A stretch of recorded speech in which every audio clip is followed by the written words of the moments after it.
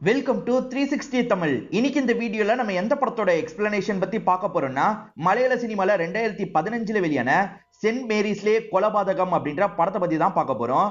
இது ஒரு பக்காவான சஸ்பென்ஸ் த்ரில்லர் படம்னு சொல்லலாம். ஸ்டார்டிங்ல இருந்து எண்டிங் வரைக்கும் சூப்பரா கொண்டு போயிருப்பாங்க. முடிவுல நீங்க எதிர்பார்க்காத ஒரு ட்விஸ்டும் வச்சிருப்பாங்க. கண்டிப்பா இந்த படம் உங்க எல்லாருக்குமே பிடிக்கும் நம்புறேன். இந்த படத்தோட எக்ஸ்பிளனேஷனுக்குள்ள போறதுக்கு முன்னாடி வீடியோக்கு ஒரு லைக் போடுங்க. அது மூலியமா இந்த வீடியோ இன்னும் நிறைய பேர்கிட்ட கொண்டு போய் சேர்க்கப்படும். மேற்கொண்டு டைம் வேஸ்ட் பண்ணாம நம்ம நேரடியா எக்ஸ்பிளனேஷனுக்குள்ள போயிடலாம். படத்தோட ஸ்டார்டிங் சீனே பெண்களுக்கான ஹாஸ்டல்ல நமக்கு காட்டுறாங்க. இப்ப மீரான்றவங்க அவங்க ரூம்ல குளிச்சிட்டு இருக்காங்க. இவங்க ரூம்மேட்டோட பேரு பூஜா அப்படின்றது. பூஜா இருக்காங்கல்ல, சாரி கொஞ்சம் அழுக்காயிருச்சு, நான் துணியை துவைக்க போறேன், துவைச்சிட்டு வரேன்ற மாதிரி இங்க இருந்து கிளம்புறாங்க. மாடியில தான் துணியை துவைக்க முடியும் போல. இப்ப அந்த இடத்துக்கு தான் பூஜா வந்திருக்காங்க. மழை வேற பயங்கரமா பெஞ்சிட்டு இருக்கு. மழை வேற இப்படி பெய்யுது அப்படின்ற மாதிரி இவங்க புலம்பிக்கிட்டே தான் துணியெல்லாம் துவைச்சிட்டு இருக்காங்க. அப்படியே இந்த சீனை கட் பண்ணி கீழே ரூம்ல இருக்க மீராவை நமக்கு காட்டுறாங்க. மீரா குளிச்சு முடிச்சிடுறாங்க போல. இப்ப ரூமை விட்டு வெளியே வராங்க. அப்பன்னு பார்த்து கரண்ட் கட் ஆயிருது. இப்ப மீராவும் கேண்டிலை ஏத்தி வைக்கலான்ற மாதிரி கேண்டிலை ஏத்துறதுக்காக கொளுத்திட்டு இருக்காங்க. அப்ப திடீர்னு பின்னாடி இருந்து ஒரு நபர் இவங்களோட கழுத்தை நெரிக்கிறாரு. துணி மூலியமா தான் இவங்களோட கழுத்தை நெரிக்கிறாரு. யாரு என்னன்னு மீராக்கு புரிய மாட்டேங்குது. மீராவால கத்தவும் முடியல. அந்த நபர் இருக்காரு பாத்தீங்களா, நெரிச்சி இவங்களோட கதையை முடிச்சிடுறாரு. இவங்க இறந்து போன மாதிரி நமக்கு காட்டுறாங்க. இந்த கொலை பண்ண நபர் யாருன்றத தெளிவா நமக்கு காட்ட மாட்டாங்க. அதே சமயம் இவன் கொலை பண்ண ட்ரை பண்ணும்போது இவங்க போனை எடுத்திருப்பாங்க. அந்த போன் கீழே விழுந்துருது. இப்ப கொஞ்ச நேரம் கழிச்சு பூஜா கீழே இறங்கி வரத நமக்கு காட்டுறாங்க. இங்க நிறைய ரூம் இருக்கு. அதுல இவங்களோட ரூம்குள்ளே இவங்க வந்துடுறாங்க. மீரா குளிச்சு முடிச்சிட்டாளா அப்படின்ற மாதிரிலாம் யோசிக்கிறாங்க. பாத்ரூம் கதவு திறந்துதான் இருக்கு. குளிச்சு முடிச்சிட்டா போல அப்படின்ற மாதிரி உள்ள எல்லாம் பார்த்துட்டு இருக்காங்க. எங்க போனா அப்படின்ற மாதிரிலாம் யோசிக்கிறாங்க. சரி, மீராக்கு கால் பண்ணி பாப்போன்ற மாதிரி மீரா நம்பருக்கு கால் பண்றாங்க. போன் அடிக்கிற சவுண்ட் கேக்குது. பார்த்தா போன் இங்கதான் விழுந்து கிடக்குது. ஆனா மீராவோட பாடி இந்த இடத்துல இல்ல. மீராக்கு என்னாச்சு ஏதாச்சுன்னு இவங்களுக்கு புரிய மாட்டேங்குது. மீரா எங்க போனா அப்படின்ற மாதிரிலாம் யோசிக்கிறாங்க. இந்த ஹாஸ்டலுக்கு வாட்ச்மேனா ஒரு பெரியவர் இருப்பாரு. இப்ப அந்த பெரியவரை பாக்குறதுக்காக வந்துடுறாங்க. மீரா வெளியே போனதை பாத்தீங்களா அப்படின்ற மாதிரி கேக்குறாங்க. இல்லம்மா, நான் இங்கதான் இருந்துட்டு இருந்தேன், வெளியெல்லாம் போலன்ற மாதிரி சொல்லிட்டாரு. வெளியே போலனா எங்க போனா அப்படின்ற மாதிரி இவங்க யோசிக்கிறாங்க. இங்க இருக்க மத்த பொண்ணுங்களோட ரூமுக்கு கூட பேசுறதுக்காக போயிருக்க வாய்ப்பு இருக்குல்ல. இப்ப பூஜாவும் ரூம் கதவை தட்டுறாங்க. இந்த ரூம்ல இருக்க பொண்ணோட பேரு பிரியா அப்படின்றது. பிரியா என்னாச்சுன்னு கேக்குறாங்க. மீரா திடீர்னு காணோம், இங்க வந்தாலான்னு கேக்குறாங்க. இங்கெல்லாம் வரலன்ற மாதிரி பிரியா சொல்லிட்டு இருக்காங்க. இவங்க ரெண்டு பேருமே சேர்ந்த மாதிரி வேற ஒரு பொண்ணோட ரூம் கதவை தட்டுறாங்க. இந்த ரூம்ல இருக்க பொண்ணோட பேரு வீணா அப்படின்றது. வீணா இங்கேயும் வரலன்ற மாதிரிலாம் சொல்றாங்க. ஆக்சுவலா அந்த மீரா இவங்க ரெண்டு பேர்கிட்ட தான் பேசுவா போல. இவங்க ரெண்டு பேர் ரூம்லயும் வரலன்னா வேற எங்க தான் போயிருப்பா அப்படின்ற மாதிரிலாம் இவங்க யோசிக்கிறாங்க. இப்ப எல்லா ரூமும் செக் பண்ணி பாக்குறாங்க. எங்கேயுமே மீரா போலன்றது தெரிய வருது. மீரா இறந்து போனது நமக்கு மட்டும் தான் தெரியும். இவங்களுக்குலாம் அந்த விஷயம் தெரிய மாட்டேங்குது. திரும்பி வாட்ச்மேன் கிட்ட இந்த விஷயத்த சொல்றாங்க. வாட்ச்மேனா என்ன பண்ண போறீங்க அப்படின்ற மாதிரிலாம் கேக்குறாரு.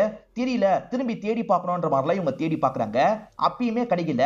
ஆக்சுவலா மீராக்கு சஞ்சய்னு ஒரு ஹஸ்பண்ட் இருக்காரு. அந்த ஹஸ்பண்ட் கிட்ட இந்த தகவலை சொல்றது தான் நல்லது அப்படின்ற மாதிரி மத்தவங்க சொல்றாங்க. எப்படி சொல்றது அப்படின்ற மாதிரிலாம் இந்த இடத்துல பூஜா ரொம்ப தயங்குறாங்க. நம்ம என்ன பண்ண முடியும், நீ தகவலை சொல்லிடு, அவர் பண்ண வேண்டியதை பண்ணிடுவாரு அப்படின்ற மாதிரிலாம் ஃப்ரெண்ட்ஸ் சொல்றாங்க. சரின்ற மாதிரி பூஜா ஏத்துக்கிறாங்க. அப்படியே கட் பண்ணி சஞ்சய் வீட்டுல படுத்துட்டு இருக்கிறத நமக்கு காட்டுறாங்க.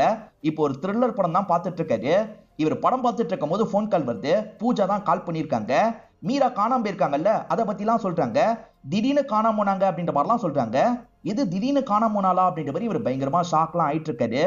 இவருக்கு சாலமன் ஒரு போலீஸ் ஃப்ரெண்ட் இருப்பாரு. அந்த போலீஸ் ஃப்ரெண்டுக்கு கால் பண்ணிட்டாரு. என் ஒய்ஃப் திடீர்னு காணுமா, நீங்களும் அந்த இடத்துக்கு வந்தா கொஞ்சம் பெட்டரா இருக்கும்ன்ற மாதிரி சொல்லிட்டாரு. சரி, நான் வந்து பிக்கப் பண்ணிக்கிறேன் அப்படின்ற மாதிரி சாலமன் சொல்லிட்டாரு. இப்ப சாலமன் கார்ல இவங்க ரெண்டு பேருமே சேர்ந்த மாதிரி போயிட்டு இருக்காங்க. சஞ்சயும் மீராவும் வீட்டை எதிர்த்து கல்யாணம் பண்ணவங்களா இருப்பாங்க. இந்த இடத்துல தான் சஞ்சய் ஒரு விஷயத்தை யோசிச்சு பாக்குற மாதிரி நமக்கு காட்டுறாங்க. ஆக்சுவலா மீரா எதிர்த்து கல்யாணம் பண்ணி வந்துட்டாங்க பாத்தீங்களா. சஞ்சய்க்கு ப்ராப்பரா இப்ப வேலை இல்ல. அதனால அவரோட வருமானத்தை வச்சு மட்டும் குடும்பத்தை நடத்த முடியாதுன்றத புரிஞ்சுக்கிறாங்க. அதுக்காக தான் இவங்க வேலைக்காக இங்க வந்து சேர்ந்திருப்பாங்க. ஒரு துணி கடையில சேல்ஸ் கேர்ல தான் வேலைக்கு சேர்ந்திருக்காங்க. அதனால தான் ஹாஸ்டல்ல தங்கிலாம் இருக்காங்க. இவங்க ஹாஸ்டல்ல தங்கி இருக்கிறது இவருக்கு பிடிக்கல. நீ வந்துரு அப்படின்ற மாதிரிலாம் கூப்பிடுறாரு. உங்களுக்கு ஒரு நல்ல வேலை கிடைக்கட்டும், அதுக்கப்புறம் நான் வந்துடுறேன், நம்ம சேர்ந்து இருக்கலாம், அது வரைக்கும் நான் இங்க வேலை பார்க்கறேன் அப்படின்ற மாதிரிலாம் சொல்லிட்டாங்க. இவருக்கு இப்ப வேலை இருக்கு, ஆனா ஒரு நல்ல வேலை இல்ல போல. அதனால தான் மீரா இந்த மாதிரிலாம் சொல்லியிருப்பாங்க. இப்ப பிரசன்ட்ல இதெல்லாம் யோசிச்சு பார்த்து இவர் ஃபீல் பண்ணிட்டு இருக்காரு. நீ தேவையில்லாம ஒரி பண்ணாதரா, பக்கத்துல தான் எங்கேயாவது போயிருப்பா, கண்டுபிடிச்சிடலாம் அப்படின்ற மாதிரிலாம் சாலமன் சொல்லிட்டாரு. சாலமன் கொஞ்சம் வயசுல பெரியவரா இருப்பாரு. சரிண்ணே அப்படின்ற மாதிரிலாம் இவர் ஏத்துக்கிறாரு. இப்ப ரெண்டு பேருமே சேர்ந்த மாதிரி அந்த ஹாஸ்டலுக்கு வந்து சேர்ந்துடுறாங்க. அந்த ஹாஸ்டலை சுத்தி காலி இடமே நிறைய இருக்கு. இதை தாண்டி தான் ஹாஸ்டல் நடுவுல இருக்கு. இப்ப இவங்களுமே ஹாஸ்டல் கிட்ட வந்துடுறாங்க. செக்யூரிட்டி கிட்ட இவங்க யாரு என்னன்றதெல்லாம் புரிய வச்சிடுறாங்க. சரி உள்ள போங்கன்ற மாதிரி செக்யூரிட்டியும் அனுப்பி வச்சிடுறாரு. ஒரு ரூம்ல தான் எல்லா பொண்ணுங்களும் உட்காந்துட்டு இருக்காங்க. வந்தவங்க இருக்காங்கல்ல, பூஜா கிட்ட மட்டும் பேசணும்ன்ற மாதிரி சொல்றாங்க. மத்தவங்க கிளம்பிடுறாங்க. இப்ப பூஜா கிட்ட என்ன நடந்தது அப்படின்ற மாதிரி சாலமன் கேக்குறாரு. இருட்டுற டைம் தான் இவங்க ரெண்டு பேருமே வேலையை முடிச்சுட்டு ஹாஸ்டல் கிட்ட வந்திருப்பாங்க. ஆட்டோல தான் ரெண்டு பேருமே வந்து இறங்குறாங்க. இவங்க வந்து இறங்கினா கொஞ்ச நேரத்திலேயே மழை பெய்யற மாதிரி இருக்கு. இவங்க ரெண்டு பேர்கிட்டயும் கொடை இருக்கும். இவங்க ரெண்டு பேருமே வேகமா கொடையை ஓபன் பண்ணிடுறாங்க. அதை மீறியே இவங்க ட்ரெஸ் எல்லாம் கொஞ்சம் அழுக்காயிருது. இவங்க ரெண்டு பேருமே அழுக்காயிருச்சுன்ற மாதிரி பேசிக்கிட்டே வராங்க. இப்ப ஹாஸ்டல் கிட்ட வந்தோட மீரா உள்ள போயிடுறாங்க. ஆனா பூஜாக்கு போன் கால் வருது. ஹஸ்பண்ட் கிட்ட இருந்து தான் கால் வரும். பூஜாக்கும் ஹஸ்பண்ட் இருக்காரு போல. இவங்களுமே ஹஸ்பண்ட் கிட்ட பேசிட்டு இருக்காங்க. இப்ப கொஞ்ச நேரத்துல செக்யூரிட்டி இந்த இடத்துக்கு வராரு. கரண்ட் போயிட்டு போயிட்டு வருதுமா, நீங்க ஏதாவது லைட்டு கீட்டு எடுத்து வச்சுக்கோங்க அப்படின்ற மாதிரிலாம் சொல்லிட்டாரு. சரி அண்ணா அப்படின்ற மாதிரி இவங்களுமே ஏத்துக்கிறாங்க. இப்ப இவங்களும் உள்ள போலான்ற மாதிரி உள்ள கிளம்ப ஆரம்பிக்கிறாங்க. இவங்க பழங்கள்லாம் வாங்கியிருப்பாங்க. அதெல்லாம் எடுத்துக்கிட்டே தான் உள்ள வந்துட்டு இருக்காங்க. வீணா பிரியா ரெண்டு பேருமே வெளியே நின்று பேசிட்டு இருப்பாங்க. இவங்களுமே லைட்டா ஸ்மைல் பண்றாங்க. இப்ப இவங்களோட ரூம் கதவை திறந்து உள்ள வந்துடுறாங்க. இவங்க உள்ள வரும்போதே சாரி எல்லாம் கழட்டி வச்சுட்டு மீரா குளிக்க ஆரம்பிச்சிடுறா. அவ குளிக்கிறான்றதை இவங்க புரிஞ்சுக்கிறாங்க. மீரா, என் சாரி கொஞ்சம் அழுக்காயிருச்சு, அதே மாதிரி துணியெல்லாம் துவைக்கணும், நான் போய் துவைச்சிட்டு வந்துடுறேன்ற மாதிரி சொல்லிட்டாங்க. மீராவும் சரின்ற மாதிரி ஏத்திருப்பா. இதுதான் ஸ்டார்டிங்கே நமக்கு காமிச்சிருப்பாங்க. இப்ப வாஷ் பண்றதுக்காக இவங்களுமே வெளியே வராங்க. இந்த சமயம் வீணாவும் பிரியாவும் ரூம்குள்ள போயிடுறாங்க போல. இவங்க மட்டும் தான் மாடிக்கு வராங்க. மாடிக்கு வந்தவங்க வாஷ் பண்ற வேலையெல்லாம் பார்த்துட்டு இருக்காங்க. இவங்க வாஷ் பண்ணிட்டு இருக்கும் போது தான் கொஞ்ச நேரம் கரண்ட் எல்லாம் போயிருக்கும். திரும்பி அந்த கரண்ட் வந்திருக்கும். அதுக்கப்புறம் தான் ரூம்க்கு வந்தேன். நான் ரூம்க்கு வரும்போது மீரா இல்ல. சரி மீராக்கு கால் பண்ணி பாப்போம்னு கால் பண்ண, போன் கீழே தான் விழுந்து கிடந்தது. மீரா கிட்ட போன் இல்லன்னு புரிஞ்சுக்கிட்டேன். அதுக்கப்புறம் தான் தேடினேன் அப்படின்ற மாதிரிலாம் இவங்க சொல்லிட்டு இருக்காங்க. இவங்க சொல்றதெல்லாம் எக்ஸாக்டா எந்த டைம் நடந்தது அப்படின்ற மாதிரிலாம் இங்க இருக்க சாலமன் கேட்டுட்டு இருக்காரு. இவர் போலீஸ்ல, அதனால தான் மைனூட்டா நிறைய டீடைல் எல்லாம் கேக்குறாரு. சரி அந்த மாடியை காட்டுங்கன்னு கேக்குறாரு. இவங்களும் மாடியை கூட்டு வந்து மாடியை காட்டுறாங்க. இங்கதான் துவைச்சிங்களான்னு கேக்குறாரு. ஆமான்ற மாதிரி சொல்றாங்க. எந்த டைம்ல இருந்து எந்த டைம் கரண்ட் இல்லாம இருந்ததுன்னு கேக்குறாரு. இவங்க ரொம்ப யோசிக்கிறாங்க. தோராயமா சொல்லுங்க பரவாயில்ல அப்படின்ற மாதிரி சொல்லிட்டாரு. இவங்களுமே நடுவுல ஒரு 7 நிமிஷம் கரண்ட் இல்லாம இருந்தது அப்படின்ற மாதிரிலாம் சொல்லிட்டு இருக்காங்க. இப்ப இவர் இருக்கார்ல, பிரியா கிட்ட பேசுறதுக்காக வந்துடுறாரு. நீங்க என்ன பாத்தீங்க அதெல்லாம் சொல்லுங்க அப்படின்ற மாதிரிலாம் கேக்குறாரு. தனியெல்லாம் கூப்பிட்டு கேட்கல, இந்த இடத்துல பூஜா ஃபர்ஸ்ட் தான் கேக்குறாரு. இப்ப பிரியாவும் பார்த்த விஷயத்த சொல்ல ஆரம்பிக்கிறாங்க. நானும் வீணாவும் பேசிட்டு இருந்தோம். அப்பதான் மீரா ரூம்குள்ள போறத பார்த்தோம் அப்படின்ற மாதிரி சொல்லிட்டாங்க. முதல்ல மீரா ரூம்குள்ள போறாங்க. மீரா போய் கொஞ்ச நேரம் கழிச்சு தான் பூஜாவும் ரூம் நோக்கி நடந்து வந்திருப்பாங்க. இவங்களை பார்த்து லைட்டா ஸ்மைல் பண்ணிட்டு உள்ள போயிருப்பாங்க. இவங்களுமே பேசி முடிச்சுட்டு அவங்க ரூமுக்கு போயிருப்பாங்க. அப்ப பூஜா மாடிக்கு போனதை நீங்க பாக்கலையான்ற மாதிரி கேக்குறாரு. நாங்க பாக்கல அப்படின்ற மாதிரி சொல்லிட்டாங்க. அதுக்கு பூஜா இருக்காங்கல்ல, சரி இவங்க பிரிஞ்சு போனதுக்கு அப்புறம் தான் நான் மாடிக்கு போனேன் போல, ஏன்னா நான் போகும்போது இவங்க ரெண்டு பேரை பாக்கல அப்படின்ற மாதிரிலாம் சொல்றாங்க. அதுக்கப்புறம் நாங்க 3 பேருமே சேர்ந்த மாதிரி எல்லா ரூமையும் செக் பண்ணி பார்த்தோம். ஆனா மீராவை கண்டுபிடிக்க முடியல. அதனால தான் சஞ்சய் கிட்ட சொல்லிடலாம்னு யோசிச்சு தகவலை கொடுத்தோம் அப்படின்ற மாதிரிலாம் வீணா சொல்லிட்டு இருக்காங்க. இப்ப இவர் இருக்காரு பாத்தீங்களா, செக்யூரிட்டி கிட்ட பேசுறதுக்காக வராது. மீரா வெளியே போனதை பாக்கலையான்னு கேக்குறாரு. இல்ல சார் நான் கவனிக்கல, ஆனா போன மாதிரி எனக்கு தெரியலன்ற மாதிரி சொல்லிட்டாரு. சரி நீங்க என்னெல்லாம் கவனிச்சீங்க அதெல்லாம் சொல்லுங்கன்ற மாதிரி சாலமன் கேக்குறாரு. செக்யூரிட்டியும் நடந்த விஷயத்தெல்லாம் ஆர்டரா சொல்றாரு. நான் வரும்போது வாசல் கிட்ட பூஜா மட்டும் தான் நின்னுட்டு இருந்தாங்க அப்படின்ற மாதிரி சொல்ல ஆரம்பிக்கிறாரு. அடிக்கடி கரண்ட் போயிட்டு போயிட்டு வருதுமா, நீங்க ஏதாவது லைட் மாதிரி எடுத்து வச்சுக்கோங்கன்ற மாதிரி சொல்லிட்டாரு. பூஜாவும் சரின்ற மாதிரிலாம் ஏத்துக்கிறாங்க. அதுக்கப்புறம் தான் உள்ள கிளம்பி போயிருப்பாங்க. பூஜா சொன்ன மாதிரியே தானே இவரும் சொல்றாரு. டைமும் பக்காவா மேட்ச் ஆகுது. என்ன சார் மீரா எங்க போனான்னு ஏதாவது தெரிஞ்சதா அப்படின்ற மாதிரி இந்த 3 பொண்ணுங்களுமே கேக்குறாங்க. இன்னும் தெரியல, எங்கேயாவது பக்கத்துல போயிருக்க கூட வாய்ப்பு இருக்கு. நம்ம ரொம்ப யோசிக்க வேணாம், நீங்க முதல்ல படுத்து ரெஸ்ட் எடுங்க, நானும் சஞ்சயும் காலையில வரோன்ற மாதிரி சொல்லிட்டாரு. சரின்ற மாதிரி பொண்ணுங்க ஏத்துக்கிறாங்க. இவருமே சஞ்சயை கூப்பிட்டு கிளம்புறாரு. கார்ல போயிட்டு இருக்கும் போது சஞ்சய் பயங்கரமா ஃபீல் பண்றாரு. மீராக்கு ஏதாவது ஆயிருக்குமா அப்படின்ற மாதிரிலாம் கேக்குறாரு. நீ தேவையில்லாம எதுவும் யோசிக்காத, அந்த மாதிரிலாம் எதுவும் நடந்திருக்காது, நம்ம காலையில வந்து திரும்பி விசாரிப்போம் அப்படின்ற மாதிரி சொல்றாரு. உனக்கும் மீராக்கும் நடுவுல ஏதாவது பிரச்சனை போச்சான்ற மாதிரி கேக்குறாரு. இப்ப சஞ்சயோட முகம் லைட்டா மாறுது. சஞ்சய் இருக்கார்ல, பெருசா எந்த பிரச்சனையும் கிடையாது, வேலைக்கு மட்டும் போக வேணாம்னு சொன்னேன், அது சார்ந்துதான் எங்களுக்குள்ள லைட்டா ஆர்குமெண்ட் அப்படின்ற மாதிரி சொல்லிட்டாரு. இப்பதான் மேற்கொண்டு நடந்த விஷயத்த நமக்கு காட்டுறாங்க. இவர் மட்டும் வீட்டுல தனியா இருக்கிறது இவருக்கு பிடிக்க மாட்டேங்குது. சீக்கிரமே நீ ஆசைப்பட்ட மாதிரி எனக்கு பெரிய வேலை கிடைச்சிரும், அதுக்கப்புறம் உன்னை நல்லபடியா நான் பாத்துக்கிறேன், ஆனா நீ வேலைக்கு போய் கஷ்டப்படுறது எனக்கு பிடிக்கல, நீ என் வீட்டுக்கே வந்துரு, நம்ம சேர்ந்து இருக்கலாம்ன்ற மாதிரிலாம் சொல்லிட்டாரு. மீராவும் பினான்சியலா எப்படி மேனேஜ் பண்றது அப்படின்ற மாதிரிலாம் கொஞ்ச நேரம் யோசிக்கிறாங்க. சரிங்க நீங்க சொன்ன மாதிரி சீக்கிரமா வேலையை விட்டுட்டு வந்துடுறேன் அப்படின்ற மாதிரிலாம் சொல்லிட்டாங்க. இப்ப பிரசன்ட்ல இவங்க ரெண்டு பேருமே காலையில இந்த இடத்துக்கு வராங்க. இவர் கதையை கேட்டுக்கிட்டே தான் வந்துட்டு இருக்காரு. அதுக்கப்புறம் மீரா வேலையை விடுறதுக்கு ஏத்துக்கிட்டாளா அப்படின்ற மாதிரி கேக்குறாரு. ஆமா ஏத்துக்கிட்டா அப்படின்ற மாதிரிலாம் சஞ்சய் சொல்றாரு. அப்ப வேலையை விடுற ஐடியால தான் இருந்திருக்காளா அப்படின்ற மாதிரி சாலமோனும் கேட்டு வச்சுக்கிறாரு. இப்ப ரெண்டு பேருமே பேசிக்கிட்டே ரூம்குள்ள வராங்க. எல்லா பொண்ணுங்களும் ஒரே ரூம்ல தான் இருக்காங்க. எல்லாரும் வெளியே போங்கன்னு சொல்லிட்டாரு. எல்லாருமே வெளியே போறாங்க. பூஜா நீ மட்டும் நில்லு அப்படின்ற மாதிரி சொல்லிட்டாரு. சஞ்சய் முத கொண்டு வெளியே போக வச்சிடுறாரு. இப்ப ஏதாவது கிடைக்குமா அப்படின்ற மாதிரி இந்த ரூம்ல தேடி பார்த்துட்டு இருக்காரு. இவர் மீரா பொருளை தாண்டி பூஜாவோட பொருளையும் எடுத்து பார்த்துட்டு இருக்காரு. சார் அது மீராவோட பொருள் இல்ல, அதெல்லாம் என்னோட பொருள், அந்த கபோர்ட் முழுக்கவே என்னோட பொருள் தான் இருக்குன்ற மாதிரிலாம் சொல்லிட்டு இருக்காங்க.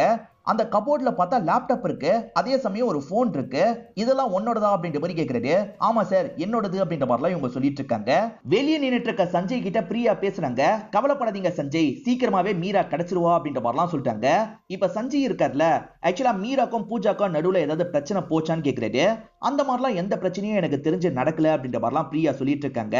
இப்ப சாலமன் பூஜா கிட்ட பேசுறாரு. நீங்களும் மேரிட் தானேன்னு கேக்குறாரு. ஆமா சார் நானும் மேரிட் தான் அப்படின்ற மாதிரி பூஜா சொல்றாங்க. சரி ஹஸ்பண்ட் என்ன பண்றாரு அப்படின்ற மாதிரி கேக்குறாரு. என் ஹஸ்பண்ட் எல்ஐசி பேங்க்ல வேலை பார்த்துட்டு இருக்காரு அப்படின்ற மாதிரி இவங்க சொல்றாங்க. நீங்களும் மீராவும் ஒரே கடையில் தானே வேலை பாக்குறீங்க, நீங்க கிளம்புனதுல இருந்து என்ன நடந்தது கொஞ்சம் டீட்டெயிலா சொல்லுங்கன்னு கேக்குறாரு. இவங்களுமே சொல்ல ஆரம்பிக்கிறாங்க. எப்பவுமே 4 பேர் சேர்ந்த மாதிரி தான் கிளம்புவாங்க போல. இவங்க மீரா, இதை தாண்டி மெரின்னு ஒரு பொண்ணு, இதை தாண்டி வித்யான்னு ஒரு பொண்ணு, இவங்க 4 பேருமே பேசிக்கிட்டே வந்துட்டு இருக்காங்க. பூஜா பழங்கள் வாங்கணும்னு நினைக்கிறாங்க, அதனால கடையில பழம் வாங்குறதுக்காக நிக்கிறாங்க. இவங்க கூட வித்யான்ற ஒரு பொண்ணு வந்துட்டு இருக்கா பாத்தீங்களா, அவளுக்கு இன்னும் கொஞ்ச நேரத்துல பஸ் வந்துரும், எனக்கு பஸ் வந்துரும் நான் கிளம்புவான்னு கேக்குறா. கிளம்புன்ற மாதிரி இவங்க 3 பேருமே சொல்லிடுறாங்க. இன்னொன்னு பொண்ணோட பேரு மெரின் அப்படின்றது. இப்ப மெரின் இருக்கால பஸ் ஸ்டாப்க்கு நடந்துட்டு இருக்கா. இவங்க வழியிலேயே ஆட்டோ ஏறிடலாம்னு நினைக்கிறாங்க. மெரினோ சரி போயிட்டு வாங்கன்ற மாதிரி இவங்க 2 பேரையும் அனுப்பி வச்சிருப்பா. இதுதான் நடந்தது அப்படின்ற மாதிரி இவங்க சொல்றாங்க. இவங்க சொல்றதை கேட்டு முடிச்சவரை இப்ப பிரியா கிட்ட தனியா பேச ஆரம்பிக்கிறாரு. என்ன கேக்குறாருன்னா பூஜாக்கோ மீராக்கோ நடுவுல சண்டை மாதிரி ஏதாவது நடந்ததா அப்படின்ற மாதிரி கேக்குறாரு. அந்த மாதிரிலாம் நான் எதையும் பார்த்தது இல்ல சார், 2 பேருமே ரொம்ப அன்பா தான் இருப்பாங்க, நாங்க பெருசா அவங்க கிட்ட பேசலாம் மாட்டோம் சார், எப்பயாவது தான் பேசுவோம் அப்படின்ற மாதிரிலாம் இந்த இடத்துல இவங்க சொல்லிட்டு இருக்காங்க. அடுத்ததா இவர் வீணா கிட்ட பேசணும் அப்படின்ற மாதிரி யோசிக்கிறாரு. இவர் உட்காந்து இருக்க இடத்துக்கு வீணாவை வர வச்சிடுறாரு. வீணா, அவங்க 2 பேருக்குள்ள சண்டை நடந்ததா பாத்திருக்கீங்களான்ற மாதிரி கேக்குறாரு. வீணா கொஞ்ச நேரம் யோசிக்கிறாங்க. ஆமா சார், ஒரு வாட்டி கிராஸ் பண்ணும் போது அவங்க சண்டை போட்டதை கவனிச்சேன் அப்படின்ற மாதிரி சொல்லிட்டாங்க. எதுக்கு சண்டை நடந்ததுன்றது தெரியுமா, கொஞ்சம் யோசிச்சு சொல்லுங்கன்ற மாதிரி கேக்குறாரு. ரூமை காலி பண்ண போறன்ற மாதிரிலாம் பூஜா சொல்லிட்டு இருந்தா சார், இது சார்ந்துதான் 2 பேருமே பேசிக்கிட்டாங்க, கொஞ்சம் சத்தமா பேசிக்கிட்டாங்க அப்படின்ற மாதிரிலாம் சொல்றாங்க. இப்ப சாலமன் இருக்காரு பாத்தீங்களா, பூஜாவையும் செக்யூரிட்டியும் ஒரு இடத்துக்கு வர வச்சு பேச ஆரம்பிக்கிறாரு. இந்த இடத்துக்குள்ள எத்தனை வழியா வர முடியும், எத்தனை வழி இருக்குன்னு கேக்குறாரு. செக்யூரிட்டி இருக்காருல்ல, சார் இந்த வழியா மட்டும் தான் வர முடியும், ஆனா இதை தாண்டி காட்டு வழியா கூட எகிரி குதிச்சு வரலாம், ஆனா அப்படி வரது கஷ்டம் அப்படின்ற மாதிரிலாம் சொல்லிட்டு இருக்காரு. இதை கேட்டு சாலமன் டென்ஷன் ஆயிடுறாரு. நான் கேட்ட கேள்விக்கு மட்டும் பதில் சொல்லுங்க, எப்படி வரலாம்லாம் நான் உங்ககிட்ட கேட்கல, அதெல்லாம் நான் பாத்துக்கிறேன் அப்படின்ற மாதிரிலாம் இந்த இடத்துல கொஞ்சம் கோவமா சொல்லிடுறாரு. பூஜா வேற 2 ஃப்ரெண்ட்ஸை பத்தி சொன்னாங்கல்ல, அவங்களுக்கு தகவல் கொடுத்து இவர் வர வச்சிருப்பாரு. முதல்ல மெரின் தான் இந்த இடத்துக்கு வராங்க. பூஜா சொன்னதும் மெரின் சொல்றதும் ஒத்து போதான்னு இவர் பாக்குறாரு. என்ன நடந்தது அப்படின்ற மாதிரி கேட்கிறாரு. இவங்களுமே நடந்த விஷயத்த சொல்றாங்க. பழம் வாங்கிட்டு இருக்கும் போது வித்யா கிளம்பிட்டா சார், அதுக்கப்புறம் நான் தான் 2 பேரையும் ஆட்டோல ஏத்தி அனுப்புனேன், இதுதான் நடந்தது அப்படின்ற மாதிரிலாம் இவங்க சொல்லிட்டு இருக்காங்க. எல்லார்கிட்டயும் டைமை கரெக்டா இவர் கேட்கிறாரு. அந்த டைம் எல்லாரும் சொல்றதும் மேட்ச் ஆகுதா அப்படின்ற மாதிரிலாம் செக் பண்ணிட்டு இருக்காரு. இப்ப இவங்க பேசி முடிச்சுட்டு கிளம்பிடுறாங்க. அடுத்த பொண்ணுக்காக வெயிட் பண்றாரு. அந்த சமயம் இவர் சஞ்சய் கிட்ட பேசுறாரு. சஞ்சயும் ஏதாவது ஆயிருக்குமான்ற மாதிரிலாம் பயப்படுறாரு. நீ கவலைப்படாத சஞ்சய், சீக்கிரமா மீரா கிடைச்சிருவா அப்படின்ற மாதிரிலாம் இவர் சொல்லிட்டு இருக்காரு. அப்ப வாட்ச்மேன் இருக்கார்ல, சார் வித்யா வந்துட்டாங்கன்னு சொல்றாரு. இப்ப இவருமே வித்யா கிட்ட பேசுறதுக்காக வந்துடுறாரு. பஸ்ஸுக்கு டைம் ஆயிடுச்சுன்னு கிளம்பிட்டேன்ற மாதிரி சொல்றாங்க. பஸ் எத்தனை மணிக்கு வரோம்னு கேக்குறாரு. 6:10க்கு வரோம் சார், அதை விட்டுட்டேன்னா 6:40க்கு தான் வரோன்ற மாதிரிலாம் சொல்லிட்டு இருக்காங்க. இவங்க 6:10க்கே கிளம்பி இருக்காங்கன்னு தெரிய வருது. ஆனா அவங்க சொல்ற டைமோட மேட்ச் பண்ணி பார்க்கும்போது இடிக்குது. ஏன்னா 6:10க்கு ஆட்டோல ஏறி இருந்தாங்கன்னு வச்சுக்கோங்களேன், இந்த இடத்துக்கு 6:20க்கே வந்திருக்கலாம். ஆனா இவங்க 6:40க்கு தான் வந்திருக்காங்க. நடுவுல 20 நிமிஷம் எங்க போனாங்கன்ற மாதிரி ஒரு கேள்வி வருது. அதை நம்ம கண்டுபிடிக்கணும் அப்படின்ற மாதிரிலாம் இந்த ஏரியாவோட இன்ஸ்பெக்டர் கிட்ட பேசிட்டு இருக்காரு. சாலமனை பொறுத்த வரைக்கும் வேற ஸ்டேஷன் இன்ஸ்பெக்டரா இருப்பாரு. ஒரு ஆட்டோ டிரைவர் கூட்டு வந்து விட்டாரு பாத்தீங்களா, அந்த ஆட்டோ டிரைவரை கண்டுபிடிங்கன்ற மாதிரி சொல்லியிருப்பாரு. ஆளுங்க கண்டுபிடிச்சு கூட்டு வந்துடுறாங்க. இப்ப சாலமன் இருக்காரு பாத்தீங்களா, இந்த ஆட்டோ டிரைவர் கிட்ட பேசுறாரு. எப்ப கூட்டு வந்து விட்டீங்க, எப்ப ஆட்டோல ஏறினாங்கன்னு கேக்குறாரு. நான் ஹோட்டலுக்கு வெளியே தான் சார் நின்னுட்டு இருந்தேன், ஒரு மேடம் தான் ஆட்டோக்கு பேசினாங்க, அந்த மேடம் வெயிட் பண்ணிட்டு இருக்கும் போது இன்னொரு மேடம் ஹோட்டலுக்குள்ள இருந்து வெளியே வந்தாங்க, அதுக்கப்புறம் தான் 2 பேரையும் கூட்டு போனேன், அவங்க ஆட்டோல ஏறும் போது ஏறக்குறைய 6:30 மணி இருக்கும்ன்ற மாதிரிலாம் சொல்றாரு. இப்ப சாலமனுக்கு சில விஷயங்கள் புரிய ஆரம்பிக்குது. அதாவது மெரின் சொன்னாங்கல்ல 2 பேர் ஆட்டோல ஏறி போனாங்க நான் பார்த்தேன்ட்டு, அது சுத்த பொய்ன்றது இவருக்கு தெரிய வந்துருது. 2 பேர்ல ஒருத்தங்க மட்டும் தான் ஆட்டோவை பிடிச்சிருக்காங்க, இன்னொருத்தங்க அந்த ஹோட்டல்ல இருந்து வந்திருக்காங்க. ஹோட்டல்ல இருந்து வந்தது யாருன்ற மாதிரிலாம் இவர் இந்த நபர்கிட்ட விசாரிக்கிறாரு. அவங்க அடையாளத்தை சொல்லி விசாரிக்கிறாரு. அப்படி விசாரிக்கும் போது பூஜா தான் ஹோட்டல்ல இருந்து வந்திருக்காங்க, மீரா ஆட்டோ கிட்ட வெயிட் பண்ணிருக்காங்கன்னு தெரிய வருது. பூஜா எதுக்கு அந்த ஹோட்டலுக்கு போனான்றதை கண்டுபிடிக்கணும் அப்படின்ற மாதிரி இவர் யோசிக்கிறாரு. இவ்வளவு நேரம் மீரா உயிரோட இருக்க வாய்ப்பு இருக்குன்னு நினைச்சேன், ஆனா மீரா கொல்லப்பட்டிருக்க தான் அதிக வாய்ப்பு இருக்குன்ற மாதிரி இன்ஸ்பெக்டர் கிட்ட சொல்லிட்டாரு. பூஜா கிட்ட போன் இருக்கும். அந்த நம்பர் மூலியமா யார்கிட்ட எல்லாம் பேசியிருக்கான்ற லிஸ்ட் எடுக்கணும். அது மூலியமா தான் நமக்கு சில விஷயங்கள் தெரிய வரும் அப்படின்ற மாதிரிலாம் இவர் சொல்லிட்டாரு. இப்ப நைட்டு நேரம் வீட்டுல உட்காந்து கேஸ பத்தி எல்லாம் யோசிச்சுட்டு இருக்காரு. ஒவ்வொருத்தர் ஒவ்வொன்னு சொன்னாங்கல்ல, அதை பத்தி எல்லாம் யோசிச்சு பாக்குறாரு. பிரியா என்ன சொல்லியிருப்பாங்கன்னா, அவங்க ரெண்டு பேருமே ரொம்ப க்ளோஸா தான் சார் பழகுவாங்கன்னு சொல்லியிருப்பாங்க. ஆனா வீணா இருக்காங்கல்ல, ரெண்டு பேருமே சண்டை போட்டாங்கன்னு சொல்லியிருப்பாங்க. ரெண்டு பேர் சொல்றதுல எது உண்மை, அவங்களுக்குள்ள ஏதாவது சண்டை இருக்குமா, அதுல பூஜா ஏதாவது பண்ணிருப்பாளா அப்படின்ற மாதிரிலாம் யோசிக்கிறாரு. இப்ப கால் டீடைல்ஸ் எல்லாம் கிடைச்சிருது. இன்ஸ்பெக்டருமே அந்த லிஸ்ட்டை இவர்கிட்ட தந்துடுறாரு. ஆக்சுவலா கிளமெண்ட் அப்படின்ற ஒரு பையன் கிட்ட தான் பூஜா மணிக்கணக்கா பேசியிருக்காங்கன்னு தெரிய வருது. ஹஸ்பண்ட் கிட்ட பேசினதை விட இந்த கிளமெண்ட் கிட்ட தான் அதிகமா பேசியிருக்காங்கன்னு தெரிய வருது. அந்த பையனுக்கு வெறும் 21 வயசு தான் ஆகுது. பெரிய நகைக்கடை ஓனரோட பையனா தான் இருப்பான். அந்த பையனை கூப்பிட்டு விசாரிக்கணும், நமக்கு சில விஷயங்கள் தெரிய வரும் அப்படின்ற மாதிரி சொல்லிட்டாரு. சரி சார், கூட்டு வரதுக்கான ஏற்பாடு பண்றோம்னு இன்ஸ்பெக்டர் சொல்லிட்டாரு. அந்த பையன் பைக்ல வந்துட்டு இருக்கும் போது போலீஸ் கிட்ட இருந்து கால் வருது. நீ உடனே கிளம்பி இந்த ஸ்டேஷனுக்கு வரணும்ன்ற மாதிரி சொல்லிட்டாங்க. இவனுமே ரொம்ப பதட்டப்படுறான். சரி வரன்ற மாதிரி ஏத்துக்கிறான். கொஞ்ச நேரத்துல இவன் சொன்ன மாதிரி அந்த இடத்துக்கு வந்துடுறான். இப்ப இவங்களுமே கிளமெண்ட் அந்த இடத்துக்கு கூட்டு வந்துடுறாங்க. கிளமெண்ட், இந்த நாள் நீ இந்த ஹோட்டல்ல ரூம் எடுத்திருந்தல அப்படின்ற மாதிரி இவர் கேட்கிறாரு. ஆமா சார், ஃப்ரெண்ட்ஸ் கூட பார்ட்டி பண்றதுக்காக ரூம் எடுத்திருந்தேன். நான் 3 மணிக்கே காலி பண்ணிட்டு கிளம்பிட்டேன் அப்படின்ற மாதிரிலாம் சொல்றான். ரொம்ப நடிக்காதப்பா, உன் ஃப்ரெண்ட்ஸ் கிளம்பிட்டாங்க, ஆனா நீ கிளம்பல. நீ 6 மணி வரைக்கும் அங்கதான் இருந்திருக்க. என்னெல்லாம் நடந்ததுன்னு எனக்கு தெரியும். என்ன ஏமாத்த முடியாது. பூஜாக்கும் உனக்கும் இருக்க பழக்கம் கூட எங்களுக்கு தெரியும். ஒழுங்கு மரியாதையா உண்மையை சொல்லு அப்படின்ற மாதிரிலாம் கேட்கிறாரு. நான் உண்மையிலேயே 3 மணிக்கு ஃப்ரெண்ட்ஸ் கூட கிளம்பிட்டேன். வேணா என்னோட ஃப்ரெண்ட்ஸ் கிட்ட கேட்டு பாருங்கன்ற மாதிரி கிளமெண்ட் சொல்றான். ஏன்பா ஃப்ரெண்ட்ஸ் கிட்ட இந்த மாதிரி சொல்லுங்கன்னு ஏற்கனவே சொல்லி கொடுத்துட்டியா அப்படின்ற மாதிரி இவருமே கிண்டல் பண்ணிட்டாரு. இப்ப கிளமெண்ட் ரொம்ப பயப்படுறான். இதுக்கப்புறம் உங்ககிட்ட என்னால தனியா பேச முடியாது. என் அப்பா யாருன்னு தெரியும்ல, எனக்குன்னு ஒரு லாயரை வச்சுதான் பேசுவேன்ற மாதிரிலாம் இவன் சொல்றான். உன் லாயரே வந்தாலும் நீ தப்பிக்க முடியாது. நீ பூஜா கிட்ட மணிக்கணக்கா பேசியிருக்க பத்தியா, அந்த கால் ரெக்கார்டிங்லாம் எங்க கிட்ட இருக்கு. ஒழுங்கா உண்மையை சொன்னா தண்டனை கம்மியாகும். என்ன பண்ண, ஒழுங்கா சொல்லு அப்படின்ற மாதிரிலாம் கோவமா கேட்கறது. பூஜா கிட்ட லேப்டாப் போன்லாம் இருந்தது பாத்தீங்களா, அது எல்லாம் இவன் காசுல தான் பூஜா வாங்கியிருக்காங்கன்றதை இவர் கண்டுபிடிச்சிருப்பாரு. அதுக்கப்புறம் தான் ஹோட்டல்ல டீட்டெயிலா விசாரிச்சிருப்பாரு. இந்த பையன் கிட்ட பேச ஆரம்பிச்சிருப்பாரு. இந்த பையனுமே எல்லாத்தையும் சொல்லிடுறேன்ற மாதிரி சொல்ல ஆரம்பிக்கிறான். கிளமெண்ட் ஃப்ரெண்டு கூட அந்த கடைக்கு வந்திருப்பான். பர்ச்சேஸ் பண்றதுக்காக தான் வந்திருப்பான். பூஜா கிட்ட பேசி தான் வாங்கியிருப்பான். பில் போடுற இடத்துக்கு பூஜா வந்துடுறாங்க. சிரிச்சுலாம் பேசிட்டு இருக்காங்க. இவனுக்குமே பூஜாவை பிடிக்க ஆரம்பிச்சிருது. பூஜாக்கும் நம்மள பிடிச்சிருக்கு அப்படின்ற மாதிரிலாம் இவனுக்கு தோணிரும். அடிக்கடி பூஜாவை பாக்குறதுக்காக இந்த இடத்துக்கு வந்துட்டு இருக்கான். இவங்க கிட்ட சிரிச்சுலாம் பேசிட்டு இருக்கான். இவங்களுக்கு கல்யாணம் ஆயிடுச்சுன்றதெல்லாம் இவனுக்கு நல்லா தெரியுது. இருந்தாலும் இந்த மாதிரிலாம் பழகிட்டு இருக்கான். இவன் ஒரு பொருளை வாங்கும் போது பூஜா இருக்காங்கல்ல, நம்பர் எழுதி இவனுக்கு தந்துடுறாங்க. அப்படிதான் இவங்க ரெண்டு பேருமே போன்ல பேசி பழக ஆரம்பிப்பாங்க. பூஜா எப்ப பேசும் போதே எனக்கு ஏதாவது கிஃப்ட் தா, எனக்கு ஏதாவது வாங்கித்தா அப்படின்ற மாதிரி கேட்டுக்கிட்டே இருப்பாங்க. இவருமே நிறைய பொருள்லாம் உங்களுக்கு வாங்கி தருவாரு. நிறைய காசு அவங்களுக்காக செலவு பண்ணிருப்பாரு. அதெல்லாம் தாண்டி 10 லட்ச ரூபாய் எனக்கு தா, நான் ஒரு கார் வாங்கணும்ன்ற மாதிரிலாம் கேட்டிருப்பாங்க. அவ்வளவுலாம் என்னால தர முடியாது அப்படின்ற மாதிரிலாம் இவர் சொல்லியிருப்பாரு. இவங்க ரெண்டு பேருமே நேரடியா மீட் பண்ணி ஒன்னா இருக்கலாம் அப்படின்ற மாதிரிலாம் யோசிப்பாங்க. இவருமே ரூம்க்கு கூட்டு வந்தாலும் ஒன்னா இருக்கிறதுக்கு ட்ரை பண்ணிட்டாரு. நீ முதல்ல குளிச்சுட்டு வா போன்ற மாதிரிலாம் இவங்க சொல்றாங்க. இவருமே குளிக்கிறதுக்காக பாத்ரூம்குள்ள வந்துடுறாரு. இந்த சமயம் பூஜா இருக்காங்க பாத்தீங்களா, அவங்க போன் கேமராவை எடுத்துக்கிறாங்க. ஒன்னா இருக்கிறத ரெக்கார்ட் பண்ணும் அப்படின்ற மாதிரிலாம் யோசிக்கிறாங்க. ஒரு இடத்துல கேமராவை மறைச்சு வச்சிடுறாங்க. இவரு வந்தோடனே இவரு கூட ரொமான்ஸ் எல்லாம் பண்றாங்க. அது எல்லாத்தையுமே ரெக்கார்ட் பண்ணிடுவாங்க. 10 லட்ச ரூபாயை திரும்பி கேட்கறாங்க. இவருமே டென்ஷன் ஆயிட்டாரு.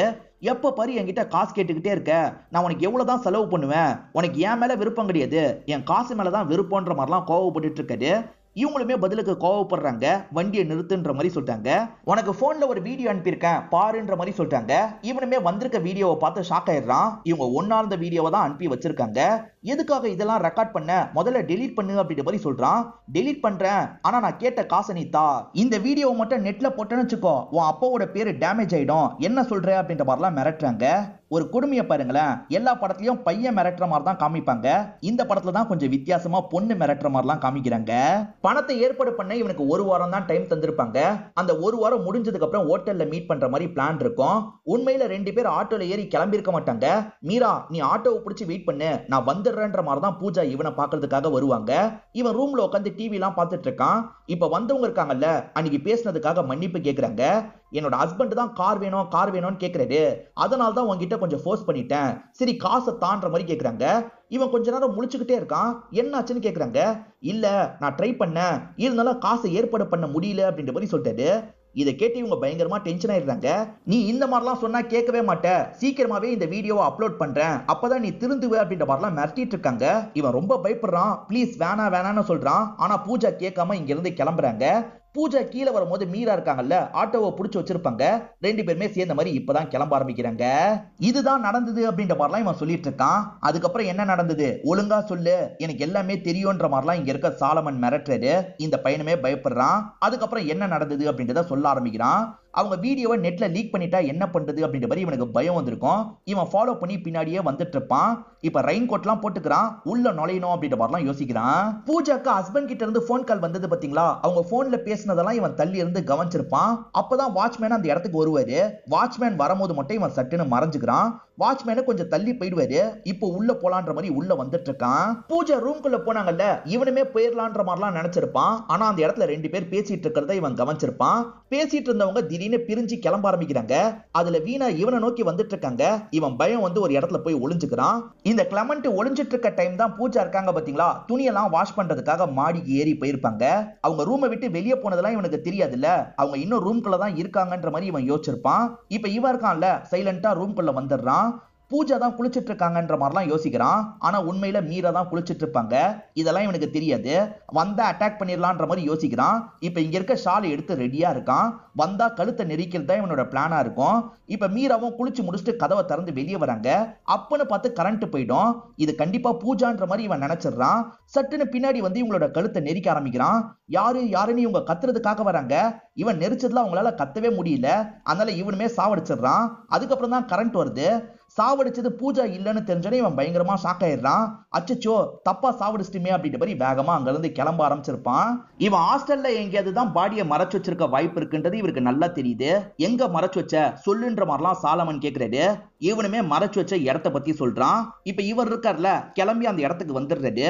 செக்யூரிட்டி கிட்ட அந்த இடத்த பத்தி எல்லாம் கேக்குறாரு. அந்த இடமா வாங்க சார் காட்டுறேன் அப்படின்ற மாதிரி செக்யூரிட்டியும் அந்த இடத்துக்கு கூட்டு போய் காட்டுறாரு. மீரா இறந்து போயிட்டா இதுக்கு நீ தான் காரணம்ன்ற மாதிரி சொல்லிட்டாரு. பூஜாக்கு ஒண்ணுமே புரிய மாட்டேங்குது. என்ன ஆச்சுன்ற மாதிரிலாம் கேக்குறாங்க. கிளமண்ட் தான் இந்த கொலையை பண்ணியிருக்கான். கிளமண்ட் ஒன்ன கொல்றதுக்காக வந்திருக்கான். ஆனா நீ மாடிக்கு போயிருக்க, அதனால உள்ள இருந்த மீராவை கொலை பண்ணிருக்கான். தெரியாம இது நடந்திருக்குன்ற மாதிரி சொல்றாரு. இப்பதான் பூஜாக்கோ என்ன நடந்திருக்க வாய்ப்பு இருக்குன்றது தெளிவா புரியுது. நம்மளால அநியாயத்துக்கு மீரா இறந்து போயிட்டாலே அப்படின்ற மாதிரிலாம் ஃபீல் பண்ணிட்டு இருக்காங்க. மெரினா நீ தானே பொய் சொல்ல சொன்ன அப்படின்ற மாதிரி இவர் கேட்கிறாரு. இவங்களுமே ஆமான்ற மாதிரி ஏத்துக்கிறாங்க. இவங்க கிளமண்ட் கிட்ட பழகிட்டு இருக்கிறத பத்தி வித்யாக்கு தான் தெரியாது. மெரின் மீரா ரெண்டு பேருக்குமே தெரியும். மெரின் கிட்ட இவங்க சொல்லிட்டு தான் கிளம்பி இருப்பாங்க. அதை மெரின் சொல்லிட்டா பிரச்சனை இல்ல, அதனால மெரின் சொல்லக்கூடாதுன்றதுக்காக தான் நீ வேற மாதிரி சொல்லு அப்படின்ற மாதிரி இவங்க சொல்லிலாம் தந்திருப்பாங்க. ஒரு குடும்ப பொண்ணா இருந்துட்டு இப்படி பண்ண உனக்கு அசிங்கமா இல்லையான்ற மாதிரி இவர் கேட்கிறாரு. உன் ஹஸ்பண்டுக்கு இதெல்லாம் தெரியுமான்னு கேட்கிறாரு. இப்பதான் ஒரு ஷாக்கிங்கான விஷயத்த சொல்றாங்க. ஆக்சுவலா ஹஸ்பண்ட் சொல்லி தான் இவங்க இப்படி பண்ணிருப்பாங்க. இவங்களுக்கு இந்த மாதிரி பண்றதுல சுத்தமா விருப்பமே கிடையாது. அன்னைக்கு நைட் ஹஸ்பண்ட் கால் பண்ணாரு பாத்தீங்களா, வேலை முடிஞ்சிருச்சான்னு கேட்கறதுக்காக தான் கால் பண்ணிருப்பாரு. இவங்க முடியலன்ற மாதிரி சொல்லியிருப்பாங்க. ஹஸ்பண்ட் சொல்லி தான் பண்ணிருக்கியா, விளங்கிறோம் போன்ற மாதிரி சாலமனும் சொல்றாரு. ஆக்சுவலா இந்த பையன் தானே கொன்ன கணக்கு, அதனால இந்த பையனை அரெஸ்ட் பண்றாங்க. இப்ப எல்லாருமே சேர்ந்த மாதிரி பாடியை பார்க்கிறதுக்காக வராங்க. இவன் ஒரு இடத்துல தான் டிஸ்போஸ் பண்ணிருப்பான், அதாவது தண்ணி மாதிரியான இடத்துக்குள்ள போட்டிருப்பான். இப்ப பாடியெல்லாம் வெளியே எடுத்துடுறாங்க. இங்க இருந்து பாடியெல்லாம் கொண்டு போயிட்டு இருக்காங்க. அதே சமயம் போலீஸுங்க இவனை அரெஸ்ட் பண்ணி கூட்டு போயிட்டு இருக்காங்க. இவருமே நல்லபடியா இந்த கேஸை சால்வ் பண்ணி முடிச்சிடுறாரு. ஆக்சுவலா இந்த கேஸை இன்ஸ்பெக்டர் சால்வ் பண்ண மாதிரி தான் கணக்கு வரும். ஆனா கூட இருந்து இவர் தான் ஹெல்ப்லாம் பண்ணிருப்பாரு. இப்ப எல்லாம் முடிஞ்சிருச்சுல, இன்ஸ்பெக்டர் கிட்ட சொல்லிட்டு சாலமனும் இங்க இருந்து கிளம்புறாரு. இதோடயே இந்த படத்தை நமக்கு முடிச்சிடுறாங்க. இந்த படத்துல வந்த ட்விஸ்ட் அண்ட் டர்ன்ஸ்லாம் உங்களுக்கு பிடிச்சிருக்கும்னு நம்புறேன்.